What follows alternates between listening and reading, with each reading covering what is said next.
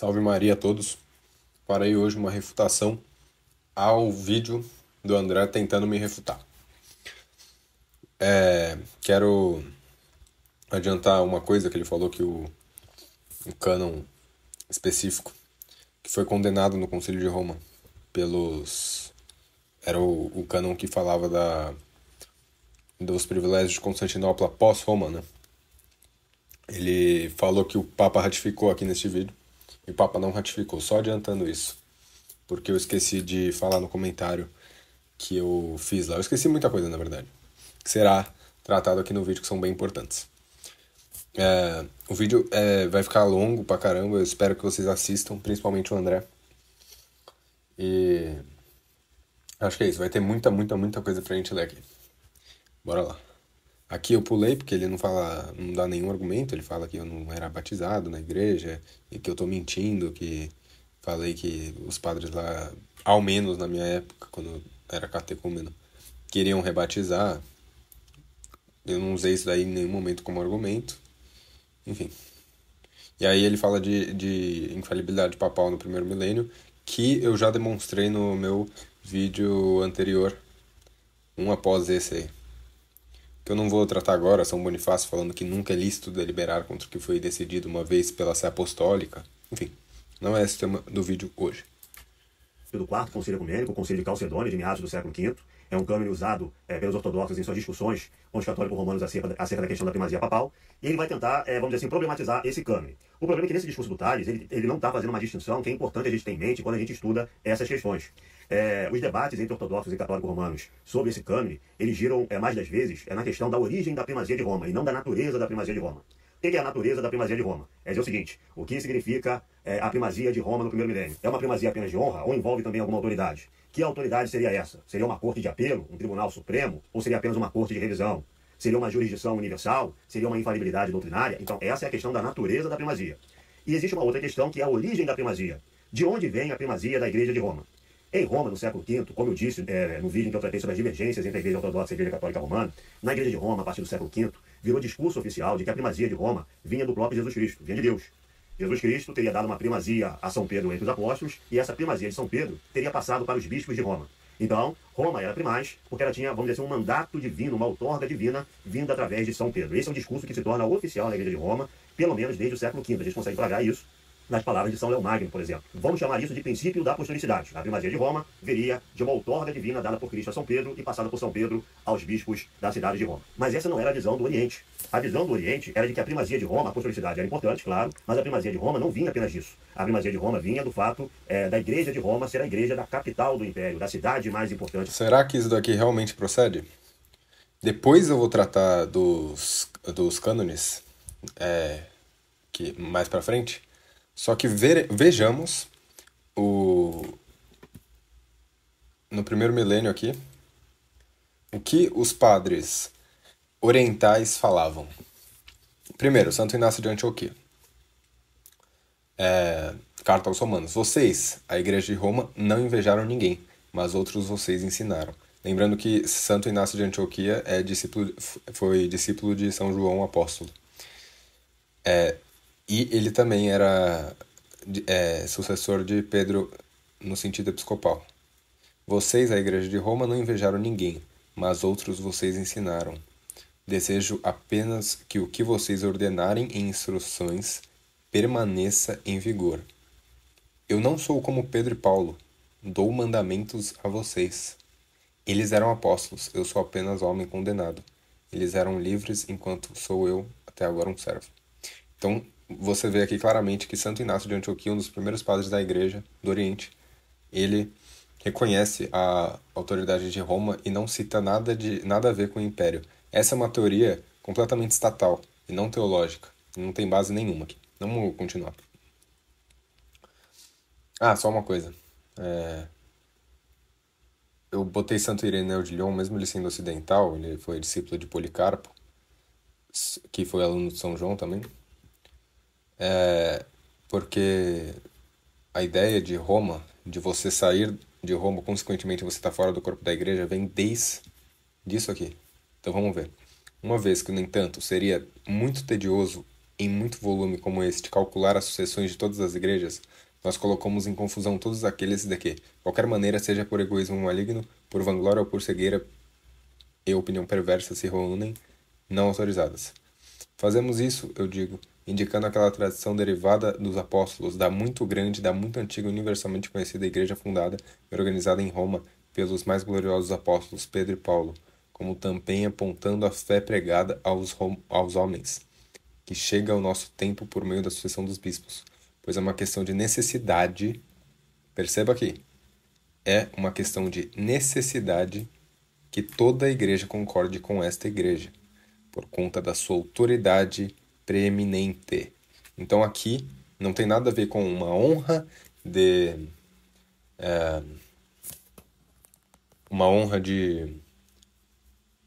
por ser capital do império, apenas uma honra. Não, aqui está falando claramente de algo doutrinal, de fé. A igreja concordar com esta.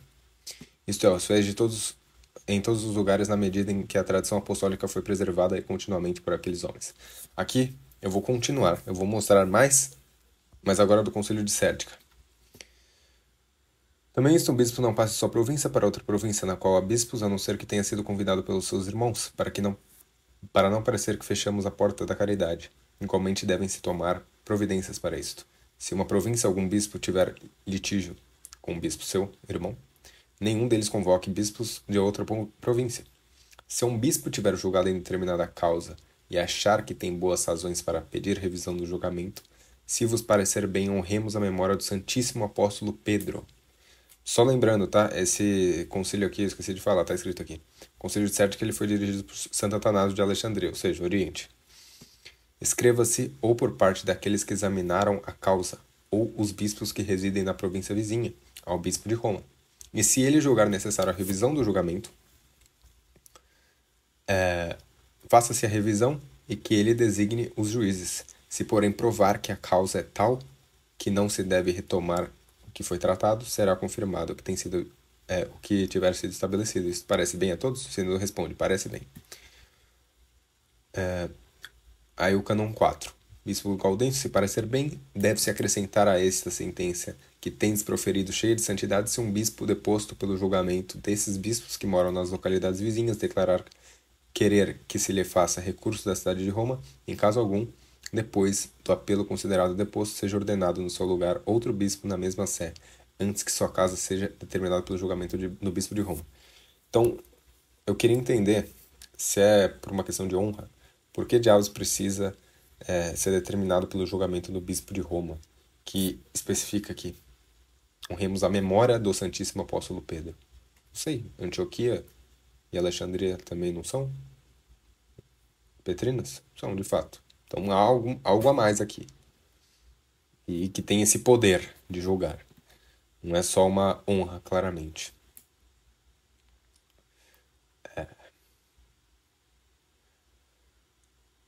Aqui eu acho que esse cânon, se vocês quiserem ler, vocês leem. Mas vamos continuar. Mais pais da igreja. São Gregório Nazianzeno. Eu vou usar o São Gregório Nazianzeno porque ele vai mostrar um concílio, um cânon específico que não foi que não foi ratificado por Roma também.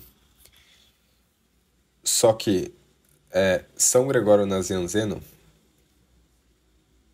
ele diz, provavelmente foi entre esses anos, a gente não sabe a datação certa de quando ele escreveu, é uma estimativa, mas levando em conta que esse concílio ele foi feito em 381 e o concílio de Roma condenando esse cânon foi em 382, há uma grande chance de ser. E mesmo com essa condenação ele fala: a fé de Roma era antiga e ainda é agora correta, unindo todo o Ocidente pela palavra salvadora, como é justo naquele que preside a tudo, reverenciado do todo o ensino harmonioso de Deus. Mano, não tem nada divino? Eu não estou entendendo. Teodoro Ciro, na Síria. Prestamos respeito à sua sé apostólica para que possamos receber de você um remédio para as feridas da igreja, pois pertence a você ter a primazia de todas as coisas. Todas as coisas devem incluir questões de fé? Estou esperando um julgamento da sua sé e peço e imploro a sua santidade que ele possa me trazer ajuda pedindo um tribunal reto e justo, e que ele possa me ordenar que venha a você e me mostre meu ensinamento que é baseado nos testemunhos apostólicos, mas acima de tudo que eu possa ser ensinado por você. E eu pergunto se eu não sou necessário que esteja satisfeito nessa situação injusta. Estou operando por sua decisão. Santo Eusébio de Dorileu, escrevendo ao Papa Leão. O trono apostólico tem sido usado desde o início para defender aqueles que estão sofrendo injustiça. Eu imploro a vossa... Engraçado que o trono apostólico sempre é... A sé apostólica, esses termos sempre usado para Roma, né, especificamente, não o trono da capital do império. E vamos lembrar que já em Nicéia 1, a capital do império nem era mais Roma, né? Então, bora. Eu imploro a vossa beatitude, devolva-me a dignidade do meu episcopado e a comunhão com você. Devolva, por cartas suas, a minha humildade, concedendo-me minha posição e comunhão. Então ele claramente mostrando que precisa dessa submissão. São Sofrônico, patriarca de Jerusalém. Essa aqui vocês têm que... São Sofrônio, perdão. Prestem atenção nessa citação específica. Ensinando-nos toda ortodoxia, destruindo toda heresia, afastando-a do sal protegido por Deus de nossa Santa Igreja Católica. Junto com essas sílabas e caracteres inspirados, eu aceito todas as suas, do Papa, cartas e ensinamentos procedentes da boca de Pedro. Procedentes da boca de Pedro. Então, ele vai falar mais ainda posteriormente que não tem nada a ver com uma divinização de Pedro ali na Sé Apostólica. Enfim, ele está comparando o que o Papa fala com o que Pedro fala. Os meus braços, eles ensinamentos ensinados pelo céu, todos os mistagogos escolhidos na nossa Igreja Católica. Atravesse rapidamente todo mundo de uma ponta a outra até chegar à Sé Apostólica, onde estão os fundamentos da doutrina ortodoxa. Faça claramente conhecidas as mais santas personagens daquele trono as questões agitadas entre nós. Não cessarei de orar e implorar a eles até que sua sabedoria apostólica e divina tenha pronunciado o julgamento vitorioso e destruído desde a fundação a nova heresia.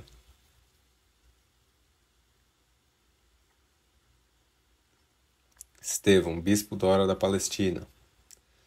E por esta causa, as pessoas pedimos água para nossa cabeça nas fontes lágrimas, as pessoas as asas de uma pomba, de acordo com o Santo Hugo, para que possamos voar e anunciar essas coisas.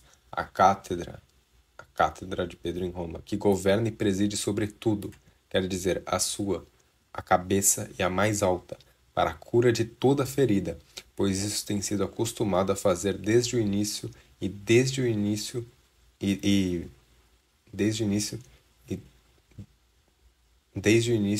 com poder por sua autoridade canônica ou apostólica, porque verdadeiramente grande Pedro, cabeça dos apóstolos, foi claramente considerado digno, não apenas ser confiado as chaves do céu, sozinho, além do resto para abri-lo, dignamente aos crentes, ou fechá-lo, justamente para aqueles que não acreditam no Evangelho da Graça, mas porque ele também foi comissionado para alimentar as ovelhas de toda a Igreja Católica, pois Pedro, diz ele, tu me amas, apacenta as minhas ovelhas.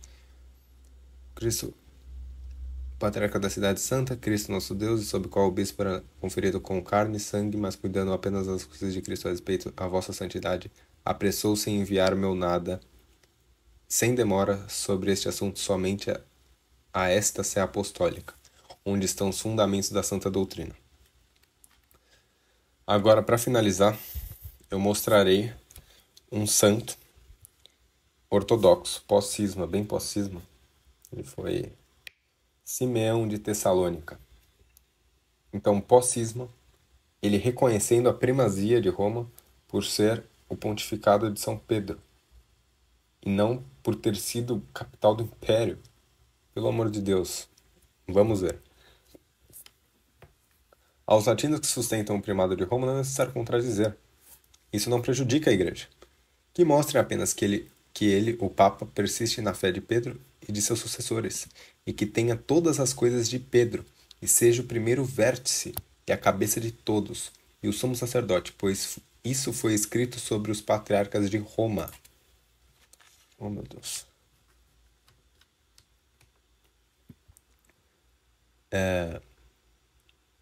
Que foram, por um tempo, este trono apostólico. O pontífice que nele está, mantendo a fé correta, é chamado de sucessor de Pedro. E ninguém dos que pensam e falam corretamente afirmará o contrário. Professamos apenas a fé correta dos sucessores de Silvestre, Agatão, Leão e Libério. Mas calma aí. Leão. São Leão Magno. São Leão Magno tinha fé correta, mas ele não ratificou o cânon 28. Caramba, que estranho. Um santo ortodoxo pós-cisma falando que São Leão Magno, o sujeito que não ratificou, que ele ele não vai gostar, né, que São Leão Magno falou. Ele falou aqui que ele tinha fé correta, então não teve problema aqui na não ratificação do Papa no cânon 28, né? Evidentemente. Bom, continuamos.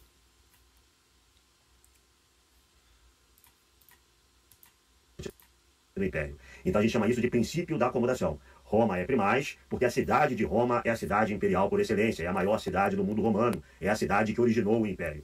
Então as discussões entre ortodoxos e católicos romanos sobre o cânon de 28 de Calcedônia dizem respeito diretamente sobre esse tema, de onde vem a primazia da Igreja de Roma.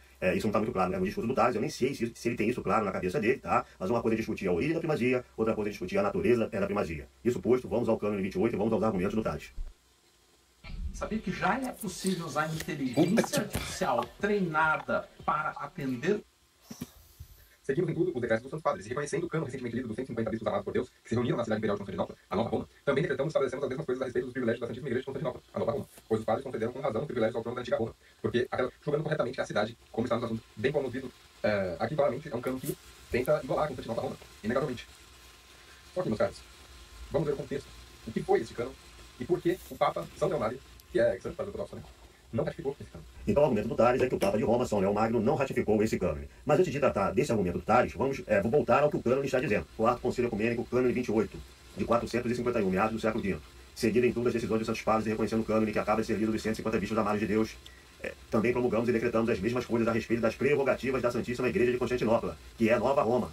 Pois os padres apropriadamente concederam prerrogativas à sede da antiga Roma, porque era a cidade imperial. Então olha só, esse cânone está dizendo que a primazia da antiga Roma foi concedida não por Cristo através de São Pedro, não é um mandato divino que vem através de São Pedro e chega aos sucessores de São Pedro em Roma. Ele está dizendo que as prerrogativas foram concedidas à sede da antiga Roma pelos padres, pelos santos padres.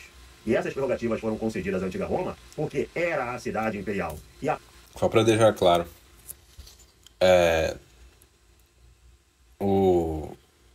os bispos que cita aqui, a gente não sabe quantos foram exatamente. Quanto foi a votação para definir esse cânone assim. Mas o que a gente pode ter certeza é, os nossos santos padres realmente, né, os São Gregório Nazianzeno, os santos padres de Constantinopla, eles nunca, na vida deles, não há um documento, infelizmente a gente não consegue ver quais são os bispos que votaram a favor disso e contra. Não tem como saber, nem os números. Mas, foram 150 bispos, né? Ao total. Mas, a gente sabe realmente que os santos padres, nossos santos padres, eles nunca falaram nada disso, de que Roma era primaz por conta da capital do Império. Nunca. Agora que Constantinopla é a nova Roma, ela vai ter as mesmas prerrogativas. Então o princípio que está sendo colocado aqui no cânone 28 é o princípio da acomodação. Mas eu quero que vocês notem algo mais. Esse cânone aqui 28, ele está mencionando um cânone anterior. Isso aí, o Tales, ele não mencionou, né? Vamos dizer assim, ele deixou para lá. O buraco é mais embaixo, porque esse cânone está mencionando o cânone anterior. Olha só, seguindo em tudo as decisões dos santos padres e reconhecendo o cânone que acaba de ser lido. Que cânone é esse que acaba de ser lido? Dos 150 bispos amados de Deus, que se reuniram na cidade imperial de Constantinopla, que é a Nova Roma, no tempo do imperador Teodósio de alegre memória. Então que cânone é esse que acabava de ser lido e com o qual o cânone 28 do Quarto Concílio Ecumênico está concordando? Cânon 3. É um dos cânones do Segundo Concílio Ecumênico, que foi convocado, reunido e que foi realizado 70 anos antes do Quarto. Vamos a esse cânone do Segundo Concílio Ecumênico para mostrar que o buraco é muito mais embaixo. Ele tem uma profundidade para a qual o Tales Muniz não quer olhar, porque encarar a verdade é uma coisa muito difícil, né? Mas eu vou mostrar aqui para vocês. Cânone 3 do Segundo Concílio Ecumênico de 381. Aqui. Era esse cânon específico que os 150 bispos votaram a favor e contra, né? Que a gente não tem como saber quem é exatamente. Mas vamos ver o que ele vai falar, eu já refuto isso aqui. Que o bispo de Constantinopla, entretanto, tem as prerrogativas de honra após o bispo de Roma, porque Constantinopla é a nova Roma. Então, aqui no segundo concílio ecumênico, Constantinopla já está ganhando as mesmas prerrogativas de honra. Não está dizendo que a prerrogativa do bispo de Roma é de autoridade, não está dizendo que a prerrogativa é doutrinal, não está dizendo que o bispo de Roma tem uma prerrogativa de jurisdição sobre os outros bispos, está dizendo que o bispo de Roma tem uma prerrogativa de honra, que está sendo agora dada ao bispo de Constantinopla, porque Constantinopla é a nova Roma. Não está falando de São Pedro, de mandato divino, está vindo de Jesus Cristo, não está falando nada disso, certo? Então a gente está vendo que essa discussão é mais antiga que o concílio 28 do quarto concílio ecumênico. Então vamos voltar à origem dessa discussão nos concílios ecumênicos. Então vamos ver. Aqui ele vai falar depois que Roma ratificou esse cânon, sendo que é falso. Eu vou mostrar aqui para vocês.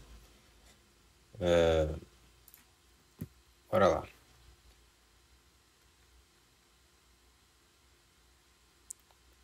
Aqui está o cânon, ele citou. E Concílio de Roma. Teve participação do Papa São Damaso, Santo Ambrósio de Milão, todos esses santos. Aí teve Santo Epifânio Salamina, que é oriental, São Paulino de Antioquia, oriental, enfim, diversos santos orientais. Vamos ver. Depois dos escritos evangélicos e apostólicos que acima elencamos, nos quais a Igreja Católica, pela graça de Deus, está fundada, julgamos dever sublinhar também o seguinte. Embora para a universal Igreja Católica, esparsa pela orbe, tálamo de Cristo seja único, a Santa Igreja Romana foi anteposta às outras igrejas não por quaisquer decisões conciliares. Lembre-se disso, isso daqui será usado mais para frente também. Mas obteve as outras igrejas não por quaisquer decisões conciliares, mas obteve seu primado da palavra evangélica do Senhor e Salvador. Tu és Pedro, e sobre esta pedra edificarei a minha igreja, e as portas do inferno não prevalecerão contra ela. Te darei as chaves dos reinos dos céus, tudo que ligares e desligares, tudo que tiveres ligado sobre a terra será ligado também no céu, e tudo que desligares na terra será desligado também no céu. Isso acresce a presença do beatíssimo apóstolo Paulo, vaso eleito, que não em tempo diferente como tagarelam os hereges, mas agonizando juntamente com Pedro no mesmo tempo e no mesmo dia, o imperador Nero foi coroado gloriosa morte na cidade de Roma. E eles consagram de igual modo supracitada Santa Igreja Romana ao Cristo Senhor, e com sua presença e venerado triunfo a colocaram à frente de todas as cidades do mundo inteiro. Por isso, a primeira sé do apóstolo Pedro é a Igreja Romana, a primeira, que não tem mancha, nem ruga, nem qualquer coisa do gênero. Caramba, que estranho, né? Muito nada a ver com infalibilidade papal. A segunda, só depois foi consagrada em nome do bem-aventurado Pedro em Alexandria por Marcos, seu discípulo e evangelista. Como terceira foi honrada, por sua vez, a sé do beatíssimo apóstolo Pedro em Antioquia, porque ali esteve antes de ir para Roma, e ali apareceu pela primeira vez o nome do cristão para designar o novo povo. Então veja, a segunda sé, aqui Roma deixa claro que a segunda sé é Alexandria e não Constantinopla. Então esse cânon aqui também não foi ratificado.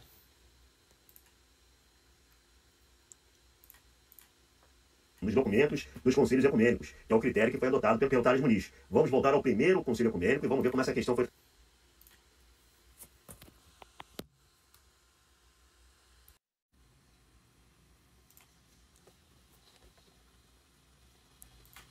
Que é o critério que foi adotado pelo Tales Muniz. Vamos voltar ao primeiro concílio ecumênico e vamos ver como essa questão foi tratada em cada um dos concílios ecumênicos, para ver qual é o consenso patrístico. Porque os santos padres, eles estavam reunidos nesse concílio ecumênico. Quem estava tomando essa decisão conciliares, quem estava estabelecendo esses cânones, eram os santos padres. Então o consenso patrístico pode ser conhecido se a gente investigar o que eles estão decidindo nos cânones dos concílios ecumênicos. Vamos voltar ao primeiro concílio ecumênico então. Para conhecer o consenso patrístico, vamos voltar ao primeiro concílio ecumênico, ano 325, início do século IV. concílio convocado por São Constantino Grande, que prevaleçam os antigos costumes em voga no Egito e na Líbia e em Pentápolis, para que se permita que o bispo de Alexandria tenha autoridade sobre todas estas regiões, visto que este é também o tratamento concedido ao bispo de Roma. Do mesmo modo, com referência a Antioquia e em outras províncias, a senioridade deve ser preservada entre as igrejas. As prerrogativas que o bispo de Roma gozava em sua jurisdição estão sendo concedidas ao bispo de Alexandria e ao bispo de Antioquia. Aqui primeiro já iria contradizer, porque os cânones não ratificados prevê Constantinopla após Roma, né? E aqui Antioquia e Alexandria. E Roma aceita isso daqui perfeitamente. Porque, primeiro, a gente vai entrar em um debate de hermenêutica aqui, se você falar que isso daí tira o primado doutrinário. Então, eu escrevi aqui, o cânon 6 confirma a autoridade do bispo de Alexandria sobre 3 regiões específicas, porque este também é o costume de Roma.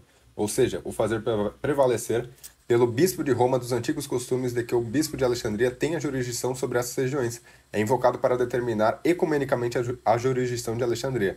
Assim, o reconhecimento do bispo de Roma sobre a jurisdição específica de Alexandria é motivo citado para fazer prevalecer essa jurisdição. Certas versões latinas do cânone contêm ainda a expressão Ecclesia Romana semper abuit primatum. A Igreja Romana sempre teve o primado. Essa frase foi até citada pelo legado papal no Concílio de Calcedônia. Na versão prisca dos cânones, o cânon 6 de Nicéia é listado sob o título do Primado da Igreja Romana. O compilador falando dos cânones de Nicéia, que pareceu bem a todos que fossem enviados ao Silvestre, bispo de Roma. Agora, você quer entrar num debate de hermenêutica? Eu quero ver você mostrando algum pai da igreja, interpretando esse cânon de Nicéia, que contradiz alguma coisa, o primado que Roma propõe. E vamos ver aqui o que Papa São Bonifácio fala sobre o cânon de Nicéia, né? Um padre da igreja, que é santo para vocês também. Vamos ver o que ele fala, se contradiz alguma coisa. Inclusive, eu deixei aqui o artigo do padre James, o Lucas que me mostrou esse artigo também, e ele tem um debate hermenêutico, se você quiser entrar. Eu não sei grego, então ali você pode debater grego com um padre. E ele prova de vias lógicas que apenas a interpretação de São Roberto Bellarmino pode ser a correta. Enfim, se eu for ler esse artigo aqui, vai ser um vídeo gigantesco, não vai dar tempo. Mas vejam esse artigo que eu deixarei o link na descrição.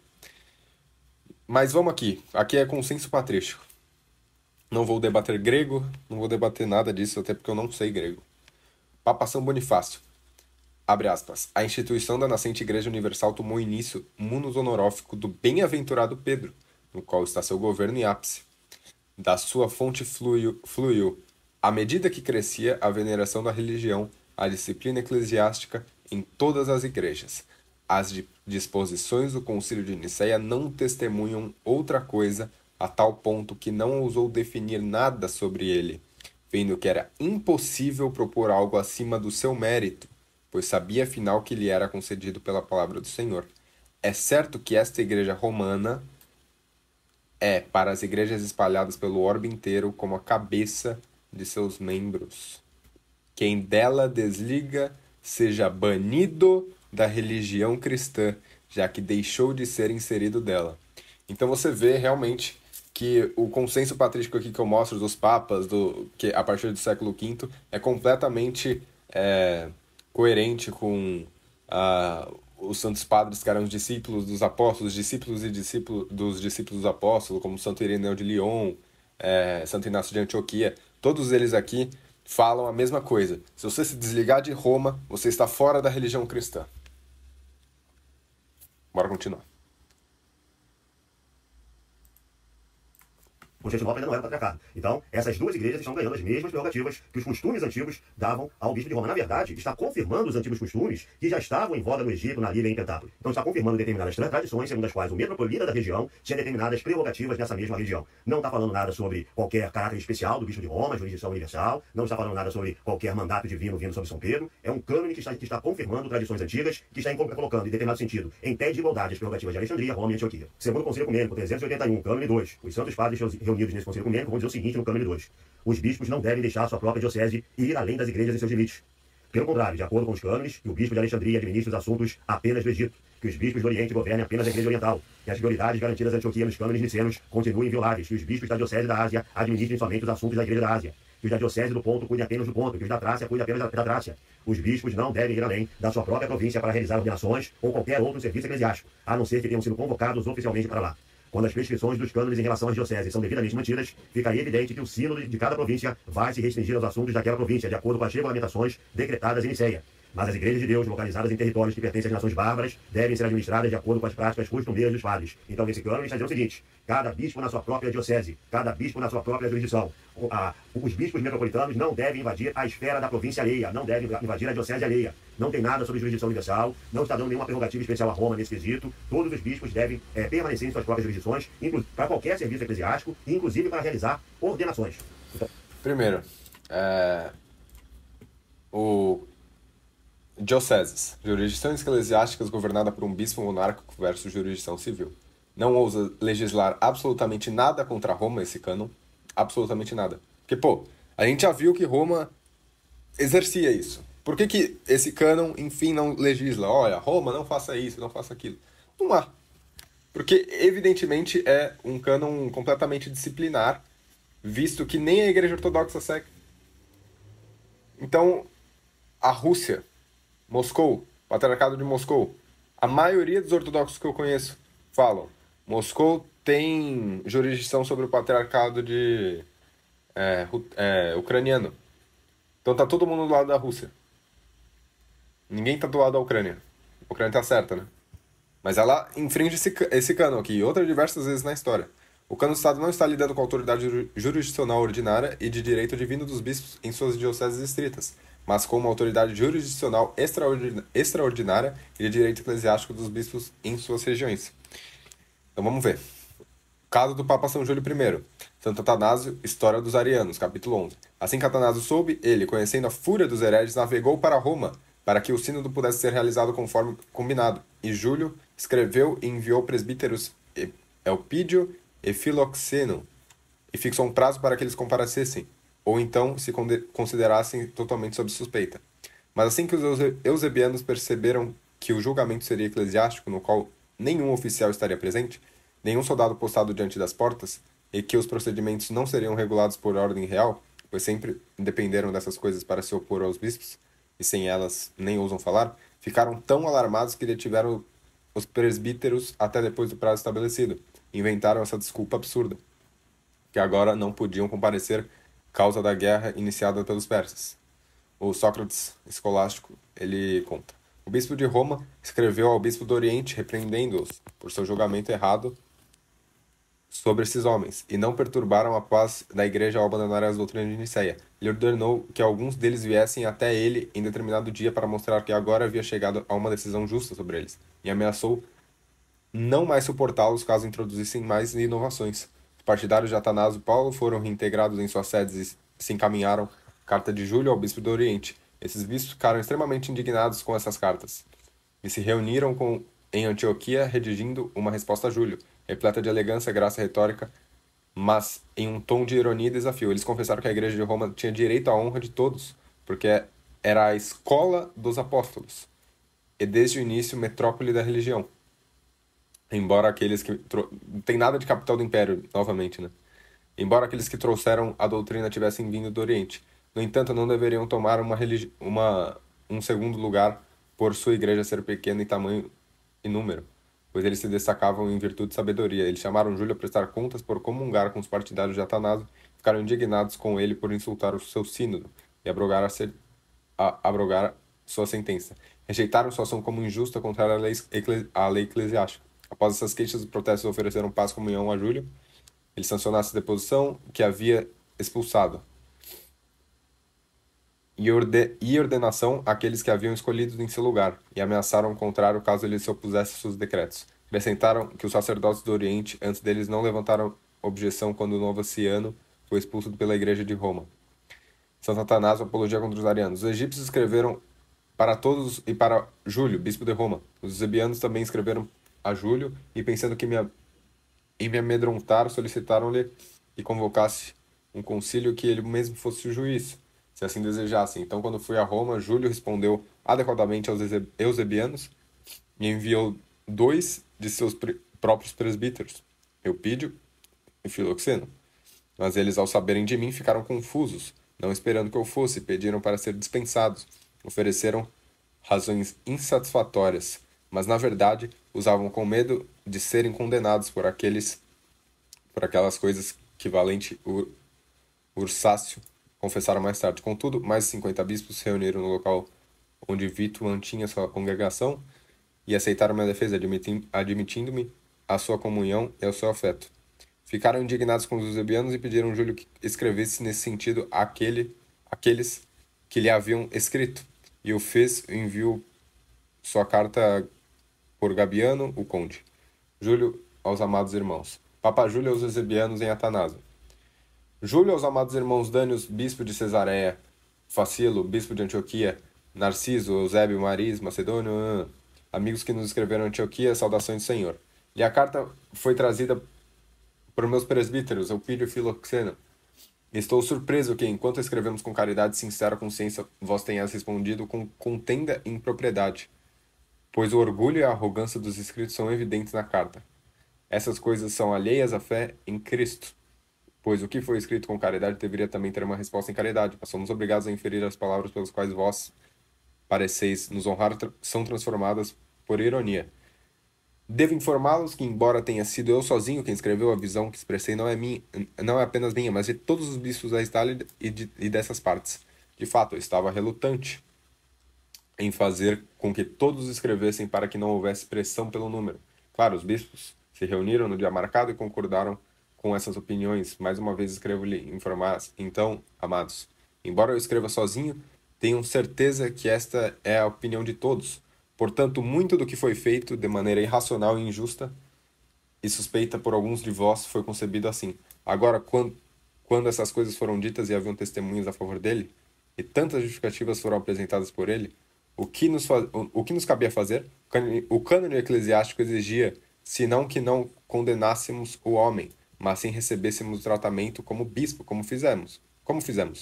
E além de tudo isso, ele ficou aqui por 1 ano e 6 meses, aguardando a chegada de vós ou daqueles que queriam vir. A presença dele envergonhou a todos, pois ele não teria estado aqui se não tivesse confiança. E ele não veio por vontade própria, mas foi intimidado por carta nossa, como escrevemos para vós.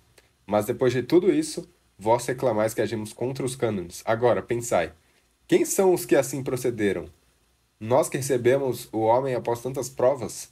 Ou aqueles que, estando em Antioquia, 36 estádios de distância, nomearam um estranho para ser bispo e enviaram para Alexandria com uma força militar? Não apenas o bispo Atanásio e Marcelo vieram aqui e se queixaram da injustiça que lhes foi feita, mas também muitos bispos da Trácia, da Síria, da Fenícia e da Palestina, e não poucos presbíteros. E outros de Alexandria e de outros lugares estavam presentes no concílio aqui, e além das outras coisas que disseram, lamentaram perante todos os bispos reunidos a violência e a injustiça que as igrejas sofreram. Agora, como homem de coração compassivo, cuidar e remediar, como já disse antes, as coisas feitas contra os cânones, de modo que, se algum dano foi feito, ele possa ser curado por seu cuidado. E não escrevais que eu preferi a comunhão de Marcelo e Atanásio, a de vós, pois essas coisas não são sinais de paz, mas de contenda e ódio fraternal. Escrevi o que acima está por essa razão, para que percebais que não os recebemos injustamente, e que essa contenda possa cessar. Ó amados, as decisões da igreja já não estão de acordo com o evangelho, mas tendem apenas ao exílio e à morte. Supondo, como vós afirmais, que houvesse alguma acusação contra ele, caso não deveria ter sido conduzido assim, mas de acordo com o cânone eclesiástico, vós devieis ter escrito por todos nós, para que a justiça fosse determinada por todos, pois sofretores eram bispos e da igreja proeminentes, que os próprios apóstolos haviam governado. E por que nos escrevestes especialmente sobre a igreja dos alexandrinos? Ignorais o costume?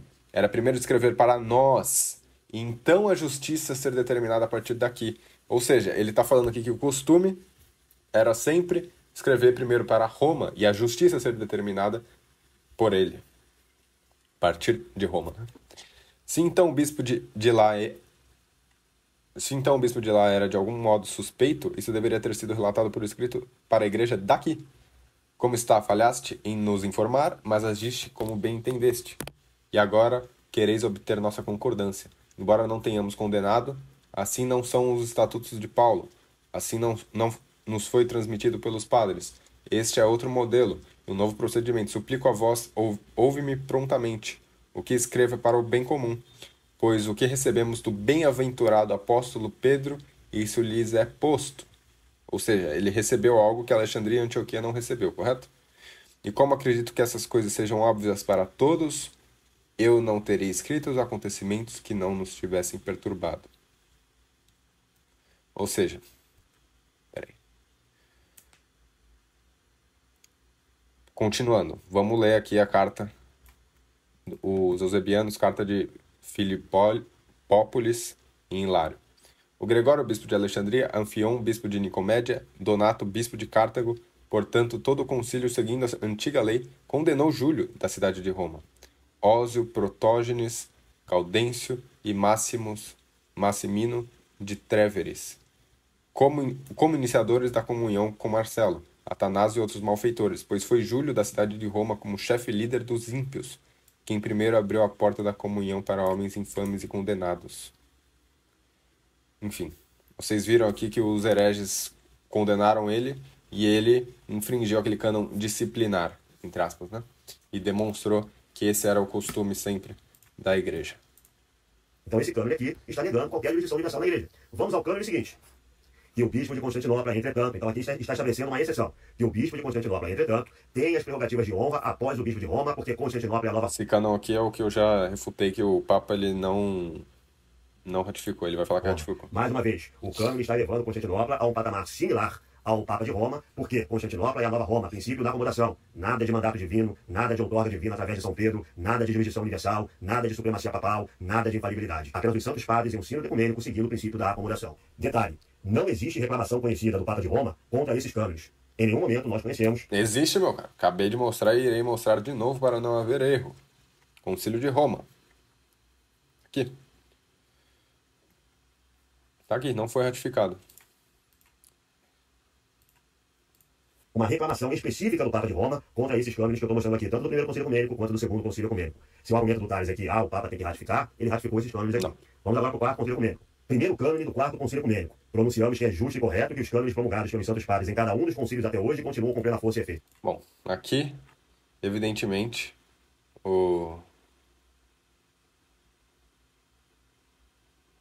Calma aí. Eu já vou tratar, mas é claro que os cânons que não foram ratificados, que eles foram condenados pelo Papa explicitamente, eles são cânons nulos. Eles simplesmente não existem. Então é evidente que não foram ratificados, né? Eles são condenados pelo Papa e aí o concílio ele afirma os cânones verdadeiros, não os cânones falsos, que não estão no concílio. Então a primeira coisa que os padres do quarto concílio ecumênico fazem é ratificar, reforçar que os cânones dos concílios ecumênicos anteriores estão valendo. Agora vem o famoso cânone 28. Seguindo todas as decisões dos santos padres, reconhecendo o cânone 150 bispos do segundo concílio ecumênico, com sucessividade ordenados pelos bispos dentro de determinada região. Deve ordenar os bispos de Constantinopla, ação mais estrita, por esse canto dos outros santos cânones estabelecidos pelo Júlio. 692, cânone 2. Mas nós colocamos o nosso selo também. Aqui, Concílio de Trullo.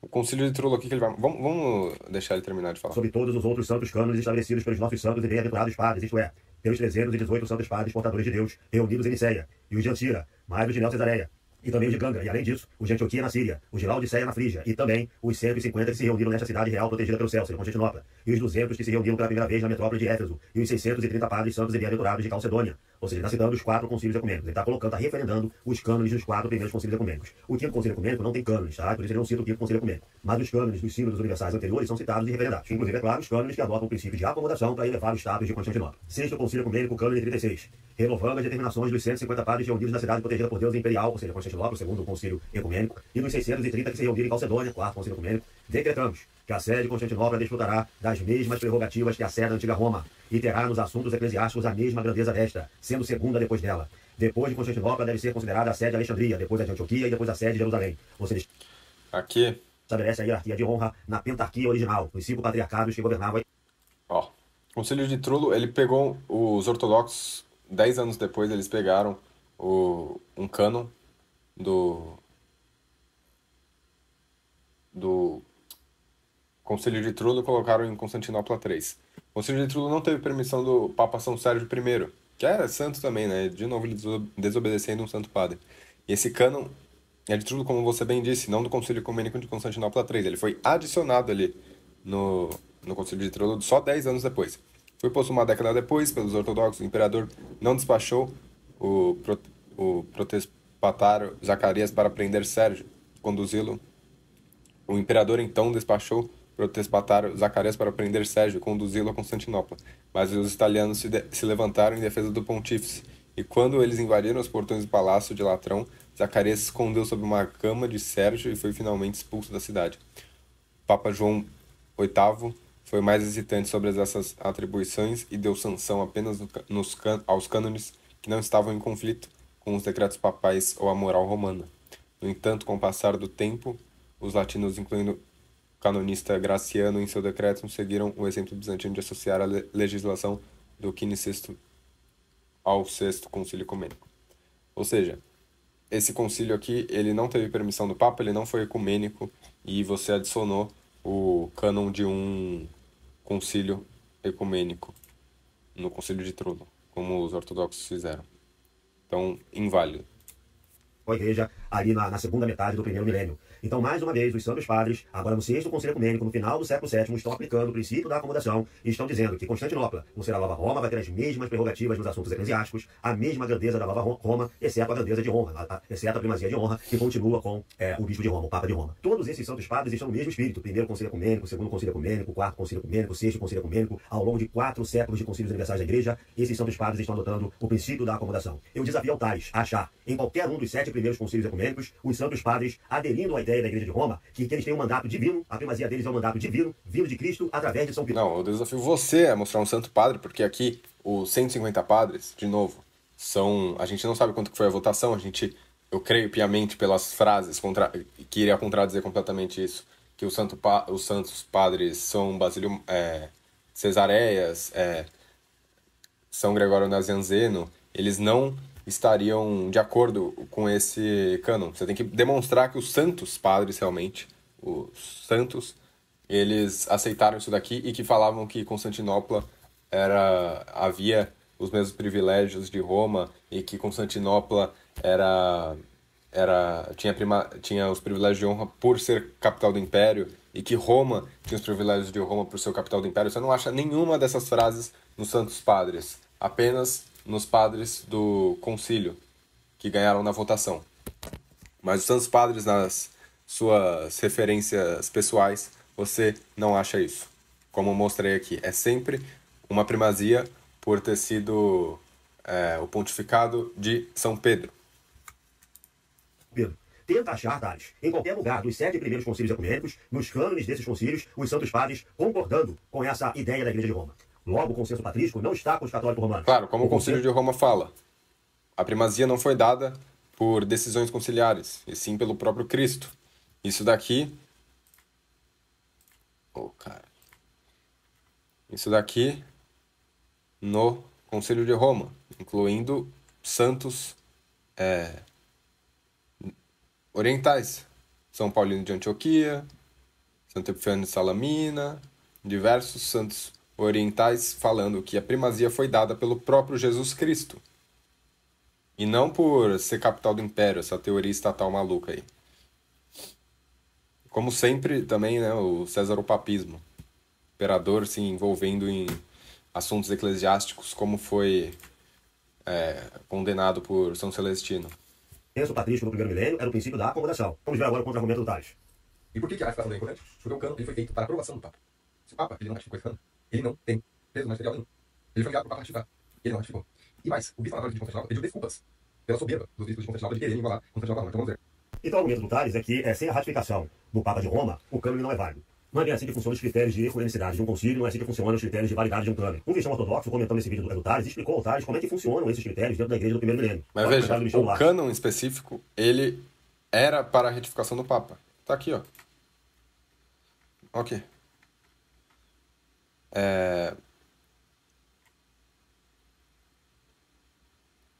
Como se fosse iniciada por vossa santidade, pois tu sempre te apressas em nos apoiar, sabendo que todo sucesso dos filhos cai sobre os pais. Portanto, rogamos que honres nossa decisão com seu consentimento. E assim como concordamos com a cabeça, as coisas nobres com a cabeça também cumpram o que é adequado para os filhos. Assim nossos piedosos imperadores serão respeitados, que ratificaram o julgamento de vossa santidade como lei.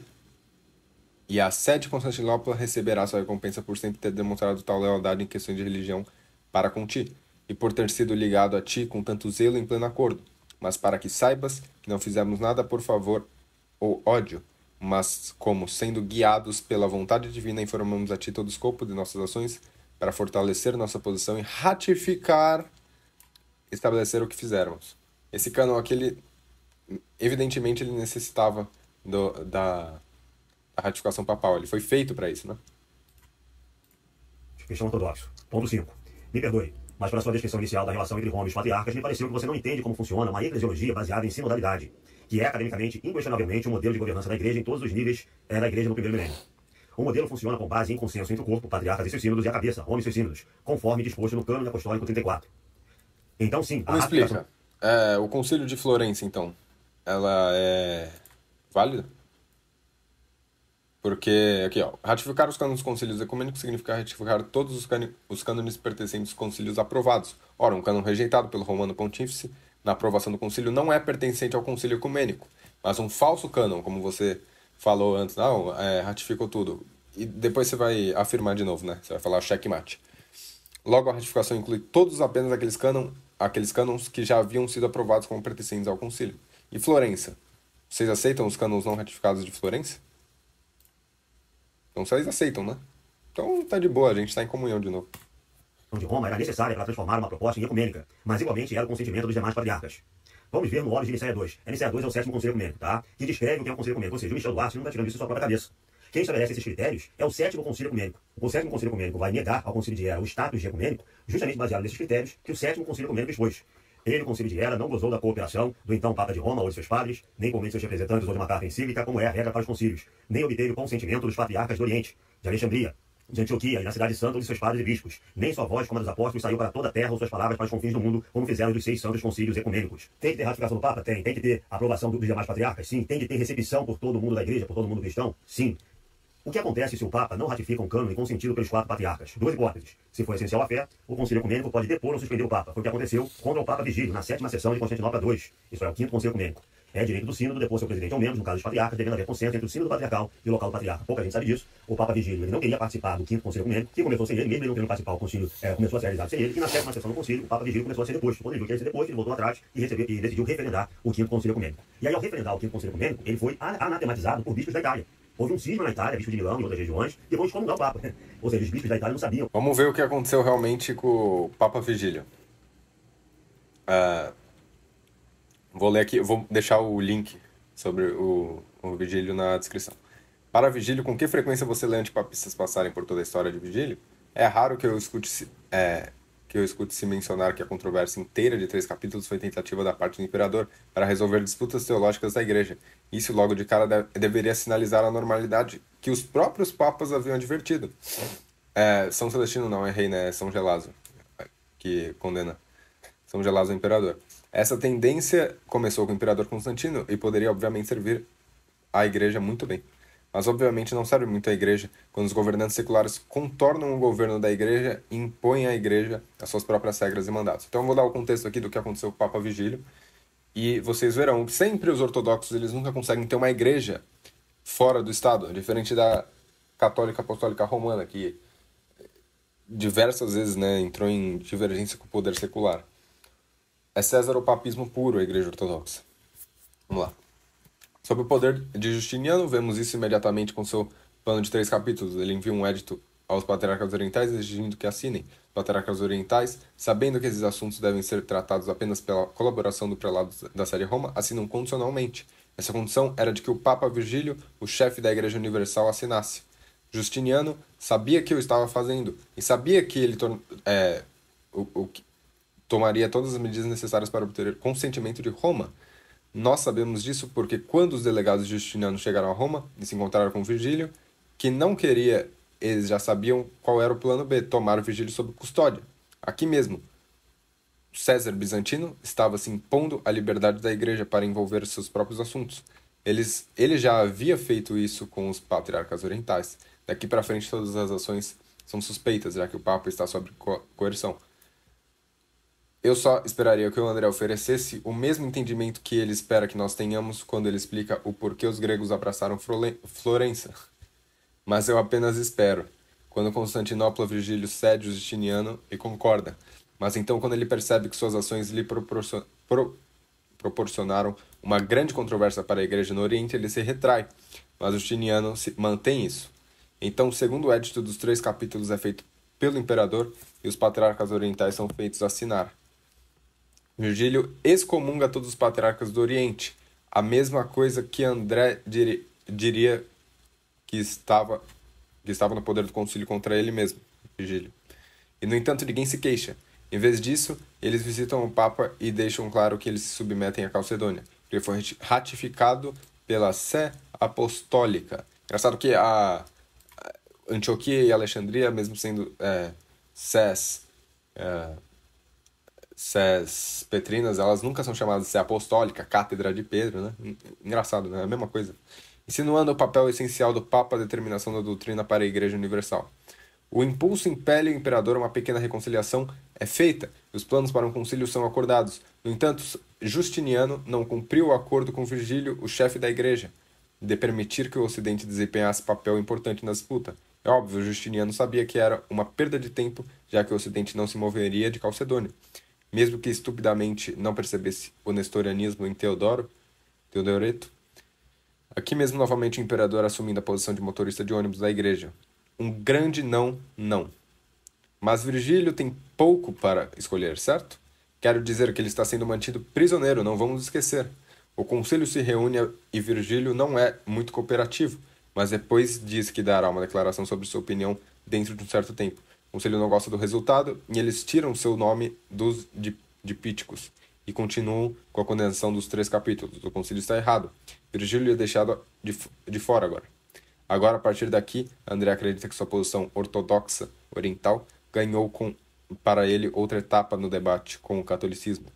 O problema aqui é que ele sacrificou a posição da igreja sobre um concílio ecumênico e para obter essa ideia de Constantinopla, 553, tinha jurisdição sobre o Papa e a Igreja Universal. Em primeiro lugar, o Ocidente estava ausente.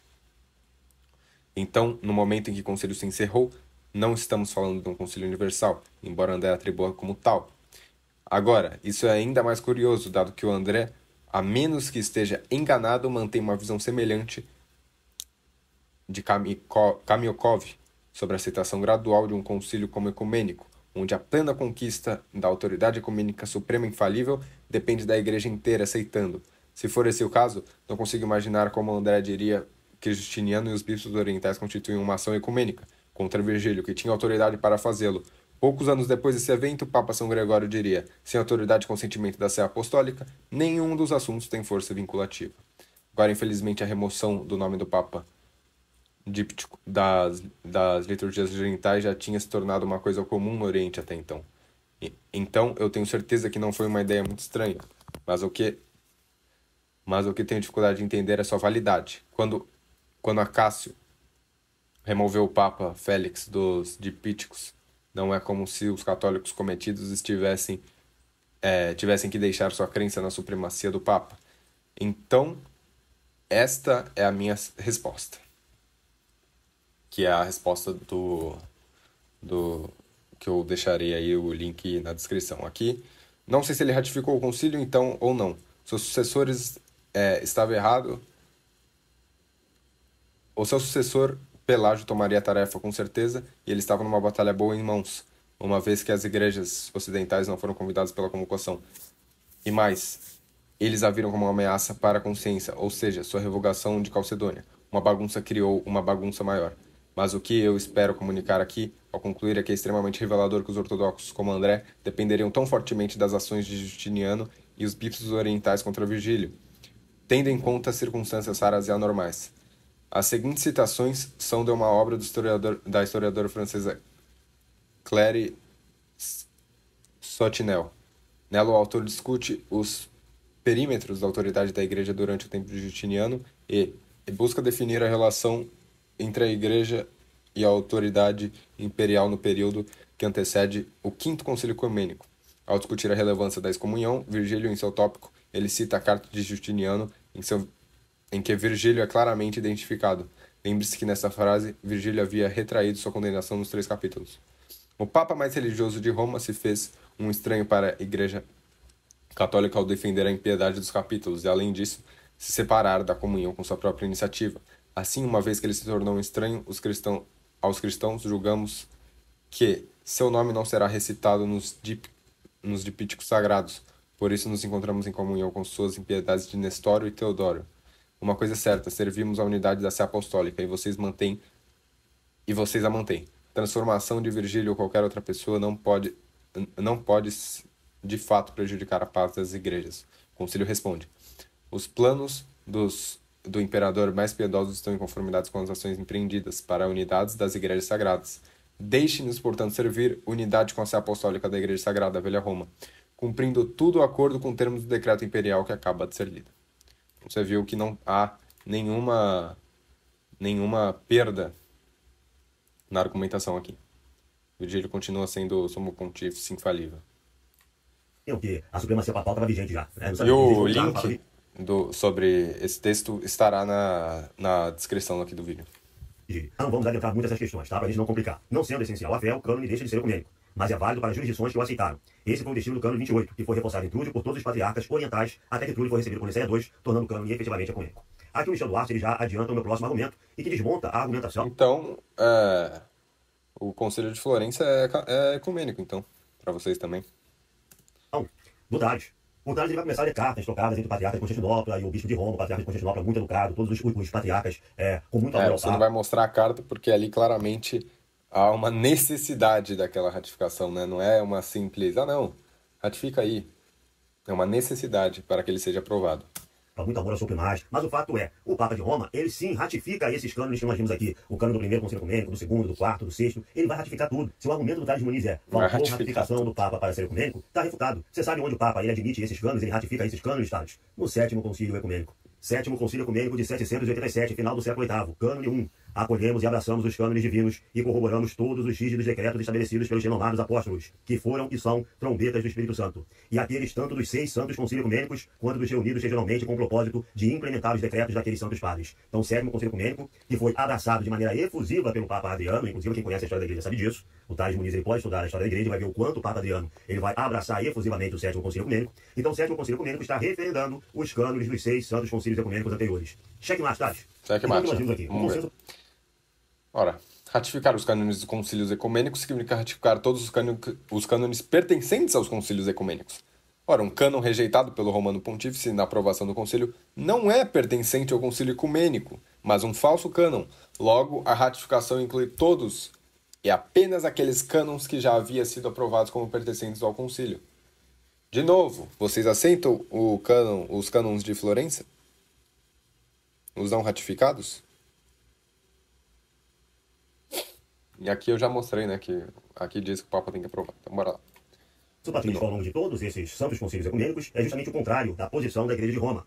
O princípio da apostolicidade rígido adotado por Roma, de que ela teria uma primazia por mandato divino, uma primazia irrevogável, uma primazia vindo de Deus através de São Pedro, não é acolhida pelos santos padres. Sempre que os santos padres se reuniram, e eu vou me eximir de dar o nome desses santos reunidos nesses concílios ecumênicos, quem quiser que pesquise quem eram esses santos padres reunidos... Sim, a gente consegue ver os nomes dos santos padres, só que a gente não consegue quem votou pró e contra esses cânons. Deixando claro.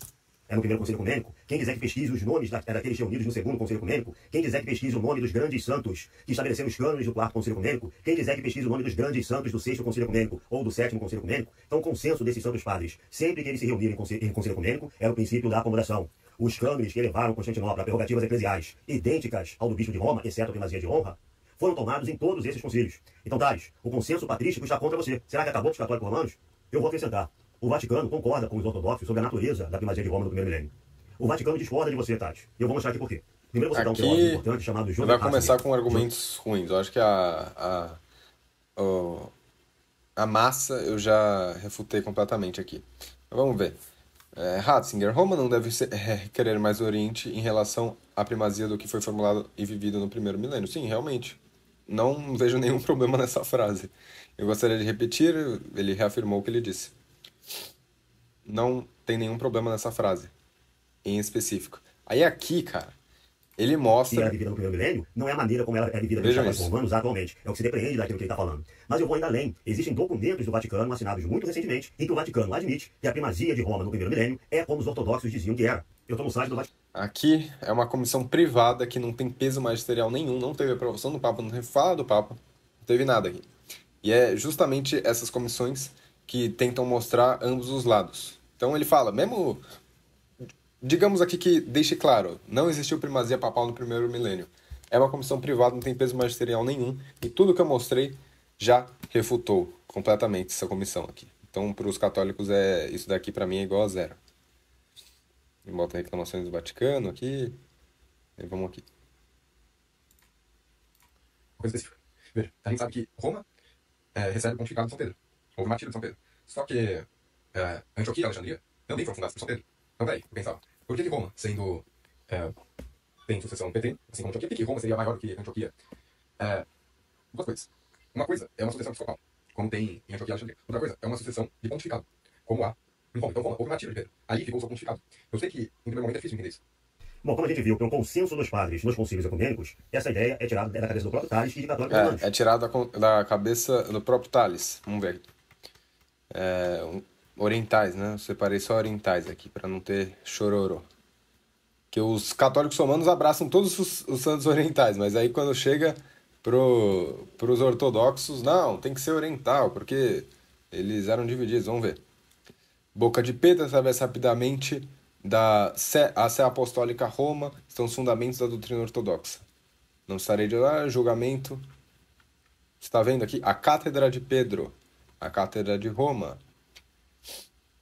Verdadeiramente apostólica, porque o verdadeiramente grande Pedro, cabeça dos apóstolos, foi claramente considerado digno não apenas de confiar as chaves dos céus. Enfim, realmente, não tem nenhum consenso patrístico aqui dos orientais. Ocidentais aí é chororô. Aí não pode. Não era a visão dos santos padres reunidos nesses concílios ecumênicos. Além disso, se a questão é do martírio de O São Concílio Pedro... de Roma, pô. Concílio de Roma. Que tinha um monte de padre oriental ali e aceitou que a primazia não era dada por decisões conciliares, e sim pelo próprio Jesus Cristo, divino, que você negou diversas vezes. Então foi uma autoridade divina mesmo. Tá ali no Concílio de Roma com um monte de padre oriental, pô. de Roma, então Jerusalém ganha, né? Porque naquele Jerusalém Não, foi lá em Jerusalém que nosso Senhor foi crucificado, morreu. Foi lá que ele ressuscitou. Então você quer chamar o martírio? Jerusalém. Não, Jerusalém não ganha, porque os apóstolos eles são sucessores, os bispos eles são sucessores dos apóstolos, e não de Jesus. Então, Jesus ele confiou essa autoridade a Pedro. Pedro morreu, deixou seu pontificado. Independente do que aconteça em Jerusalém, Roma continua sendo a Sé com essa autoridade. Porque ninguém é sucessor de Jesus. A sucessão ela começou entre os apóstolos, e não de Jesus. Entende? Ganha de longe. A igreja de Jerusalém está muito na frente. O fato é de Cristo ter morrido em Jerusalém já é mais que suficiente. Mas foi lá que a Santíssima Mãe de Deus passou pela sua dormição e sua assunção aos céus. Foi lá o martírio de Santo Estevão Protomarte. Foi lá o martírio de São Tiago Justo. Então, olha só, ganhou de longe Jerusalém. Se o argumento é esse, ganhou de longe. Mas esse argumento do Tales Muniz, que chegou nesse vídeo... Poderia dar um argumento péssimo, assim, também falando que na cruz a língua que estava escrita era o latim. Logo, o latim é a língua mais sagrada que existe. Doido. A boca para falar de consenso patrístico, esse argumento, diferença entre episcopado, pontificado, martírio de São Pedro, não era contemplado pelos santos padres do primeiro milênio, conforme nós vimos pelos cânones dos concílios ecumênicos. Cânones do primeiro concílio, segundo concílio, quarto concílio. Nunca. Nenhum caso, quando vai falar... E agora que já sabe a verdade sobre o consenso dos santos padres, já que segue os santos padres, o Tales ele pode voltar ao seu catecumenato lá na Catedral Antioquina. Faço votos. O cisma da Antioquia ocorreu que houve uma disputa de sucessão episcopal na sede de Antioquia. Então, são três bispos. São Melésio é santo para os ortodoxos, porém não é para os católicos romanos. Errado, Thales. São Melécio de Antioquia também é santo para os católicos romanos, também é venerado. Acho que eu dei uma bola fora aqui. Mas eu vou demonstrar isso. Acho que realmente eu posso ter dado uma bola fora. Provavelmente ele tá no martirológio, mas eu nem conferi. Depois que o Thales apresentar o argumento dele. Você largaria tudo pra Ô, viver louco. de games? Se sim, continue assistindo esse vídeo até o final. Não. Ele foi um bispo de Antioquia. E para os ortodoxos, a sucessão legítima era de Melécio. Mas eu vou mostrar a vocês que São Melécio consente com a decisão do Papa ao decidir qual o bispo era o verdadeiro. Porque Olha só a correção que o Thales fez à fala dele. Ele diz que São Melécio concorda com a decisão do Papa de Roma sobre quem seria o bispo de Antioquia. Mas ele tem que fazer uma correção. O Papa São Damaso decidiu que o bispo legítimo era Paulino, esqueci de falar. Então, Não é que eu esqueci de falar, eu falei posteriormente, pô. Eu só queria deixar isso daí claro no começo. Não é que eu esqueci de falar, isso daí foi falado um pouco mais pra frente no vídeo.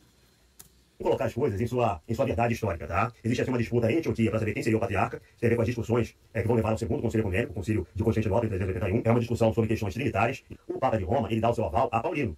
Ele dá seu aval a Paulino. Durante cerca de 20 anos, Antioquia está rompida com Roma. Antioquia está sob comando de São Melécio de Antioquia e rompida com Roma. Eu vou mostrar para vocês através de uma tese universitária.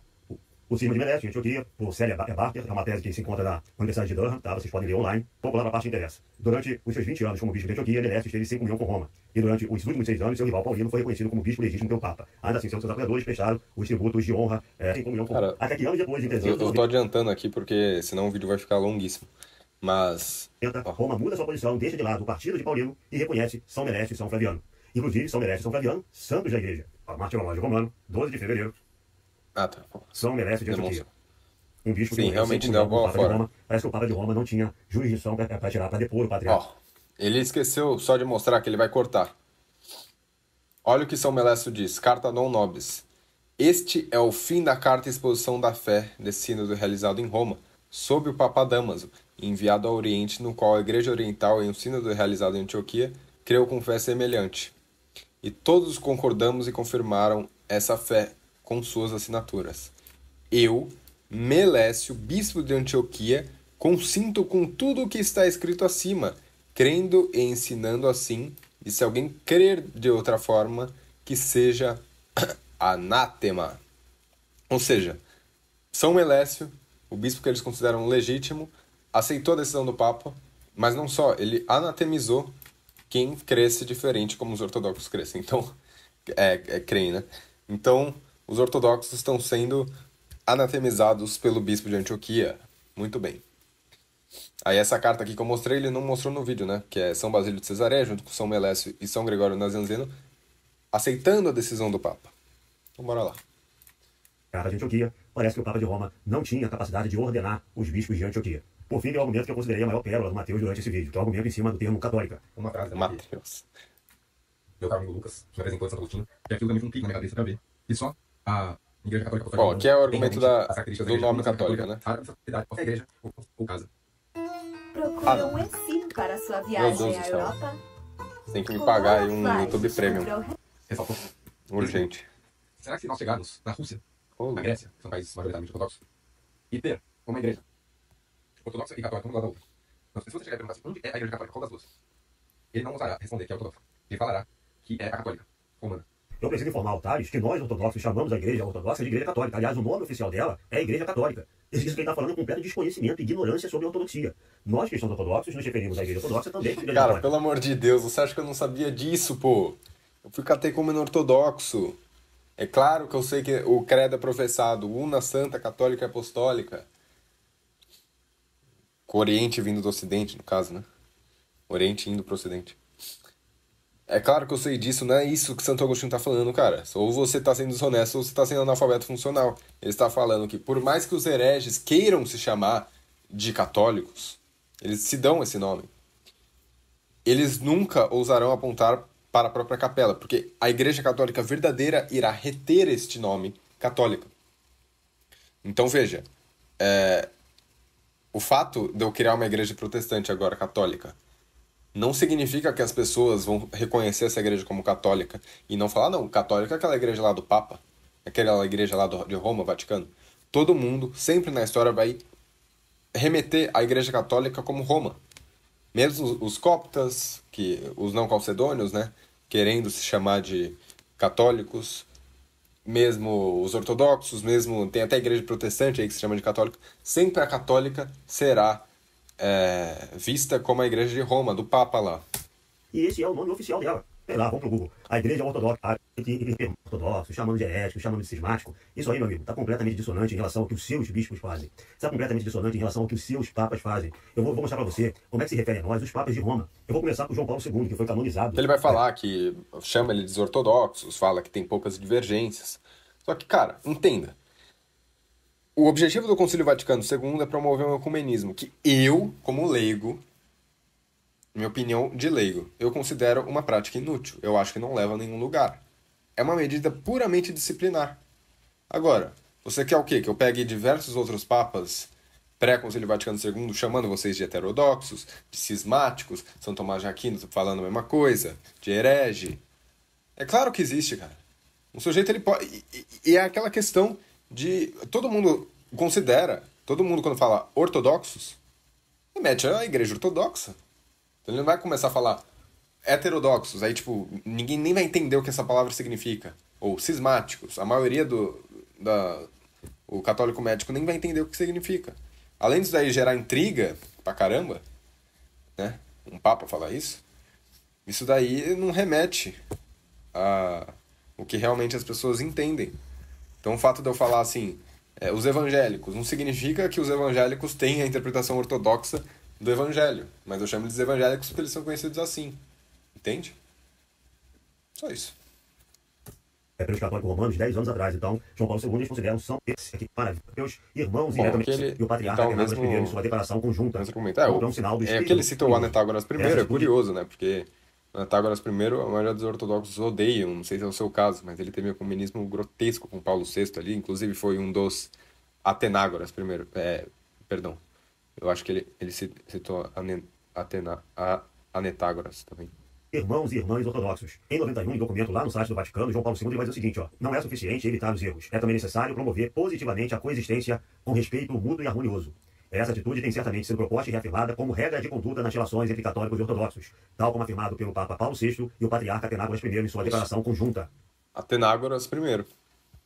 Ele aceitou, né, a encíclica de São Paulo VI, não magisterialmente, creio eu, mas posteriormente o sínodo de Constantinopla permitiu contracepção e tudo de ruim, né? Enfim, aqui não tem mais nenhum argumento que possa refutar sobre a primazia papal. Papa Francisco e de sua santidade o patriarca de Moscou, Cirilo, consciente da ecumenismo? Tem de numerosos obstáculos, esperamos que o nosso encontro que possa contribuir para o restabelecimento dessa unidade querida por Deus, pela qual Sim, aí ele fala também que a gente tem mais coisas em comum do que divergências. Realmente, cara, a gente tem muito mais coisa em comum do que divergência. E é justamente por isso que eu foco em combater a igreja ortodoxa, porque pra mim é muito mais fácil converter um cristão ortodoxo pro catolicismo romano do que protestante. É um meio muito mais fácil, entende? É uma apologética mais organizada. O protestante é muita coisa que ele não aceita, que ele teria que aceitar. É só isso. Determinados a realizar tudo que seja necessário para superar as divergências históricas que herdamos, teremos unido os nossos esforços para testemunhar o Evangelho de Cristo e o patrimônio comum da igreja. Bom, então é isso, meu cara. Eu vou finalizar o vídeo por aqui, não tem mais argumento aqui não. Primazia papal. Eu provei que os cânons que ele mostrou, um cânon, não foi ratificado pelo Papa também. Provei a primazia papal com nada a ver com o Império Romano no Oriente.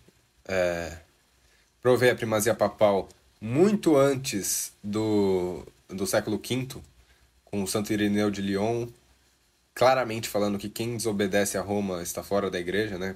Tem que consentir com Roma, que foi discípulo de Policarpo, por sua vez, né? Enfim, é isso, meus caros. Qualquer objeção, espero a resposta. Se o André também querer debater por escrito, que eu considero ser até melhor, porque senão vai ficar vídeo de... Seu próximo vídeo vai ter 3 horas, 6 horas, aí vai ficar nesse ciclo infinito. Então, se quiser até escrever, debater por escrito num livro, seria até melhor. Então é isso. Salve Maria a todos e viva Cristo Rei.